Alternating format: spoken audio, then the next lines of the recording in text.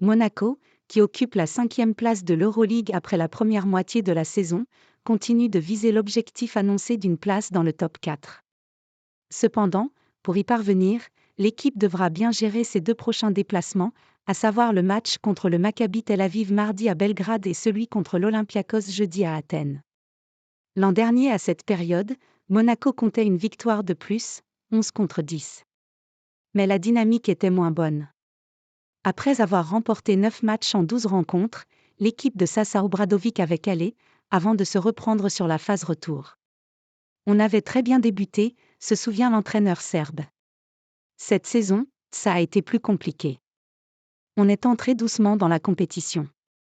Notre maturation est plus lente.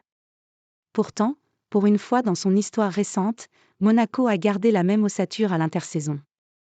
Oui, mais il y a eu le mondial, avec des retours dans des états de forme physiques et mentaux disparates, Mosier-Juna, Okobo, Tarpey, Ouattara, note de la rédaction, analyse Obradović. Il a aussi fallu progressivement intégrer Kemba, Walker, et les recrues, Tarpey, Jaiteh, Corneli, note de la rédaction.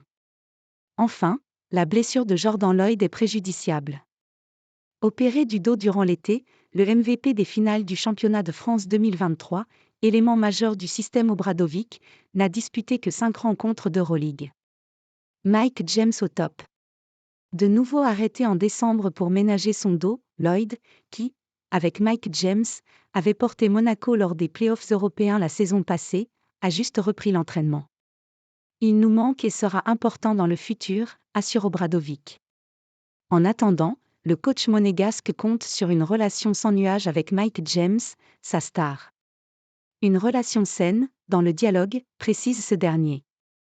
Devenu 3e meilleur marqueur de l'histoire de l'Euroligue, le meneur de 33 ans est dans une forme éblouissante, qu'il a encore démontré samedi lors du All-Star Game du championnat de France dont il a été élu MVP.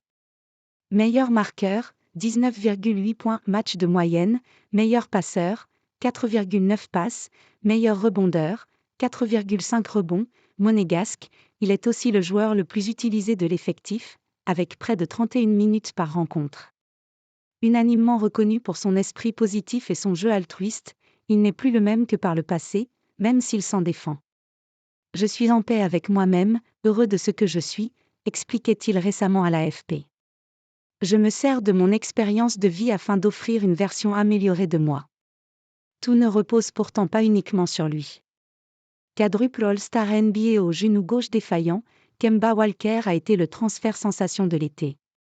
Son arrivée interrogeait aussi quant à sa place dans le collectif par rapport à James. Mais les deux hommes, qui s'apprécient, ont répondu et évoluent de concert. En progrès. James aime leur discussion profonde. Walker, lui, au service du collectif, est impliqué dans un processus de renforcement physique qui porte ses fruits. Après la dernière victoire contre Barcelone, entre les fêtes, 91-71, Obradović l'a d'ailleurs valorisé, Kemba a été productif offensivement, mais aussi défensivement. Il maîtrise les principes de jeu défensif et les applique, ce que beaucoup d'Américains ne comprennent pas.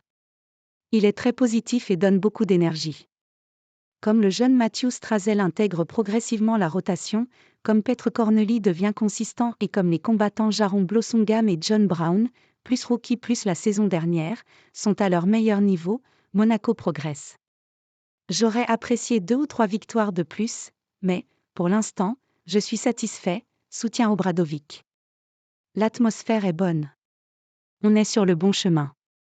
Tout est entre nos mains pour accomplir nos grands objectifs. Le Serbe n'est toutefois pas dupe. Les 2 prochains déplacements, à Belgrade où le Maccabi Tel Aviv reçoit désormais, et à Athènes contre l'Olympiakos, 2 concurrents directs, seront essentiels pour demeurer compétitifs dans l'Euroligue, la plus compétitive de l'histoire.